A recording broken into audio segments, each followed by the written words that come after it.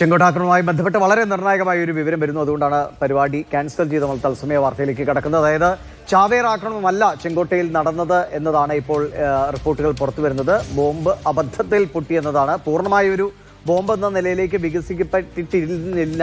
ഇത് ഈ ബോംബ് നിർമ്മാണ സാധനങ്ങൾ എങ്ങോട്ടേക്കോ ട്രാൻസ്പോർട്ട് ചെയ്യുന്ന വേളയിൽ ഉണ്ടായ ഒരു പൊട്ടിത്തെറിയാണ് എന്നാണ് മനസ്സിലാക്കുന്നത്. അതായത് ഒരു ചാവേറിന്റെ രീതിയിലുള്ള മുന്നോട്ട് പോക്കായിരുന്നില്ല ഈ ഉമർ മുഹമ്മദിൻ്റേത് എന്നാണ് വ്യക്തമാക്കുന്നത്. ഒരുപക്ഷെ ഈ പരിശോധനകൾ ഫരീദാബാദിലൊക്കെ ഈ സാമഗ്രികൾ പിടികൂടിയതിൻ്റെ പശ്ചാത്തലത്തിൽ മറ്റെവിടേക്കെങ്കിലും സുരക്ഷിതമായി ഈ സ്ഫോടന വസ്തുക്കൾ മാറ്റുന്നതിൻ്റെ ഭാഗമായിട്ടുള്ള യാത്രക്കിടെയാണ് അബദ്ധത്തിൽ ഇത് പൊട്ടിത്തെറിക്കുന്നത് എന്നാണ് ഇപ്പോൾ സൂചനകൾ വരുന്നത്. ഈ ബസ് വിവരങ്ങളുമായിട്ട് ബസ് വളരെ പ്രധാനപ്പെട്ട ഒരു വിവരമാണ്. അതായത് ഈ സുരക്ഷാ സംവിധാനങ്ങൾ എങ്ങനെയൊക്കെയാണ് പരിശോധന നടത്തിയ ആളുകളെ പിടികൂടിയത്, അതിന് പിന്നാലെ അതിനെ ഭയന്ന് ഈ സാധനങ്ങൾ മാറ്റുന്നതിനിടയിലുണ്ടായൊരു പൊട്ടിത്തെറി, അങ്ങനെയാണോ ഇപ്പോൾ കണക്കാക്കുന്നത്?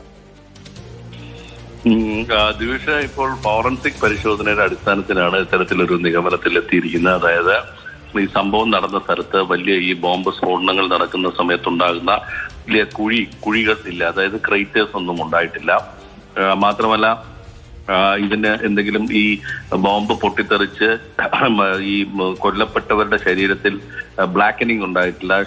പിന്നെ ഈ ബോംബിന്റെ അവശിഷ്ടങ്ങളൊന്നും തന്നെ കണ്ടെത്തിയിട്ടില്ല എന്നുള്ളതാണ്. മാത്രമല്ല പരിശോധനയിൽ CCTV ദൃശ്യങ്ങൾ വെച്ച് പരിശോധിക്കുമ്പോൾ ഈ കാറ്, അതായത് ഉമർ ഓടിച്ചിരുന്ന ഹുണ്ടായ് i20 മറ്റേതെങ്കിലും ഒരു കാറിനെ ഇടിക്കുകയോ ഒന്നും ഉണ്ടായിട്ടില്ല.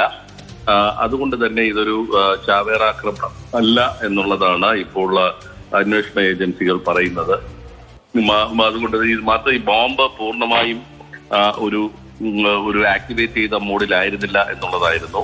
വലിയ തോതിൽ ഈ സഹാറൻപൂരിലും പുൽവാമയിലും ഫരീദാബാദിലുമൊക്കെ സ്ഫോടക വസ്തു ശേഖരങ്ങൾ പിടികൂടിയ പശ്ചാത്തലത്തിൽ ഒരു പരിഭ്രാന്തി, നമ്മൾ നേരത്തെ സംസാരിച്ചതാണ്, പരിഭ്രാന്തിയിൽ ഉണ്ടായ ഒരു സ്ഫോടനം ആയിരുന്നു ഇത് ഉണ്ടായത് എന്നാണ് ഇപ്പോൾ അന്വേഷണ ഏജൻസികളുടെ വിലയിരുത്തൽ. ഈ സ്ഫോടനം ഉണ്ടാകുമ്പോൾ വാഹനം നീങ്ങിക്കൊണ്ടിരിക്കുന്ന ഒരു ഘട്ടമായിരുന്നു. അപ്പോൾ അതുകൊണ്ട് തന്നെ എന്തെങ്കിലും തരത്തിലുള്ള ഒരു മനഃപൂർവ്വമുള്ള ഒരു സ്ഫോടനം ലക്ഷ്യമായിരുന്നില്ല ആ സമയത്ത് എന്നുള്ളതാണ്. അതായത് ഈ വണ്ടിക്കകത്തുണ്ടായിരുന്ന സ്ഫോടക വസ്തു പൊട്ടിത്തെറിക്കുമ്പോൾ ഏതെങ്കിലും ഒരു ഇന്റൻഷനായിട്ട് മനഃപൂർവ്വം ഇടിച്ച് പൊട്ടിക്കണം എന്നുള്ളൊരു ഇതുണ്ടായിരുന്നില്ല. ആക്സിഡന്റലി ഒരു അബദ്ധവശാൽ പറ്റിപ്പോയ ഒരു സംഭവം എന്നുള്ള തരത്തിലാണ് ഇത് കൈകി വന്നത്. മാത്രമല്ല ആ പൊട്ടിത്തെറിച്ച വസ്തു ഒരു പരമാവധി അത്യാഹിതം ഉണ്ടാക്കാൻ പോകുന്നതായിരുന്നില്ല എന്നുള്ള ഒരു വിലയിരുത്തൽ കൂടി ഇപ്പോൾ ഫോറൻസിക് പരിശോധനയിൽ വരുന്നുണ്ട്. ഇന്ന് ആഭ്യന്തരമന്ത്രി അമിത്ഷാ ഉന്നതര യോഗം 2 തവണ ചേർന്നിരുന്നു. അതിൽ ഈ വിഷയങ്ങളൊക്കെ തന്നെ ചർച്ച ചെയ്യപ്പെടുകയും ചെയ്തിരുന്നു. NIA എത്രയും പെട്ടെന്ന് തന്നെ അന്വേഷണം പൂർത്തിയാക്കിയ റിപ്പോർട്ട് സമർപ്പിക്കാനാണ് ഇപ്പോൾ ആഭ്യന്തരമന്ത്രി നിർദ്ദേശം നൽകിയിരിക്കുന്നത്.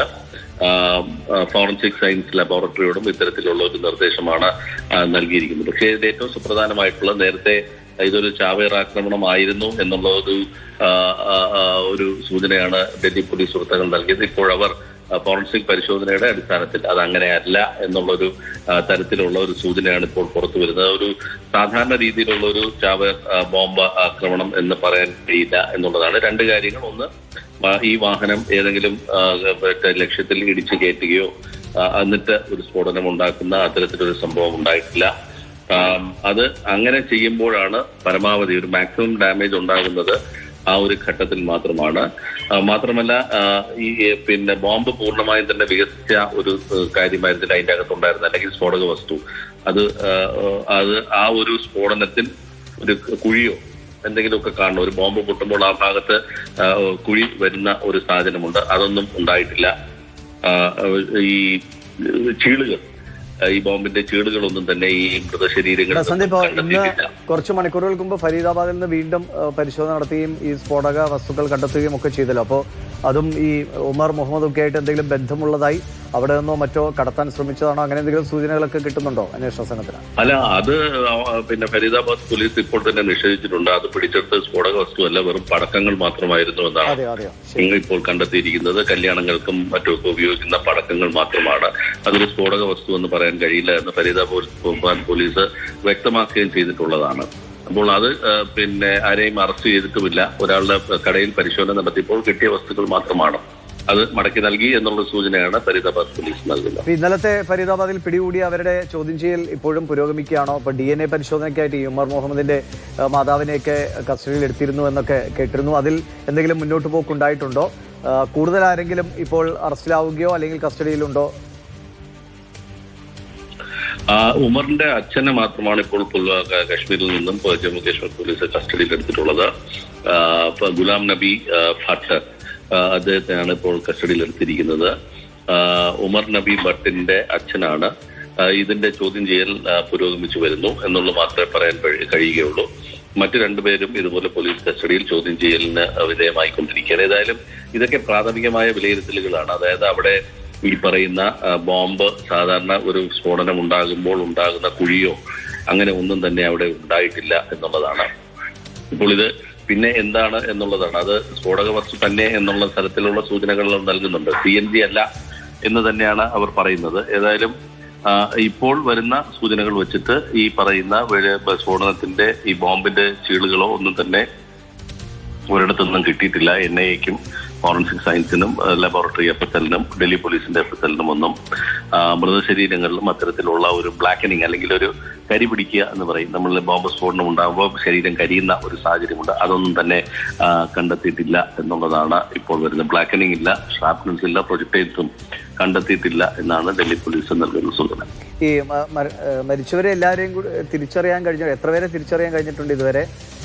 ഈ പരിക്കേറ്റവരുടെയൊക്കെ ബന്ധുക്കൾ എല്ലാവരും സ്ഥലത്തെത്തി, എല്ലാവരെയും ആ രീതിയിലൊക്കെ ബന്ധപ്പെടാനൊക്കെ കഴിഞ്ഞിട്ടുണ്ടോ ഏജൻസികൾക്ക്? മരിച്ച 8 പേരിൽ 9 പേരിൽ 6 പേരുടെ മൃതദേഹങ്ങൾ തിരിച്ചറിഞ്ഞിട്ടുണ്ട്.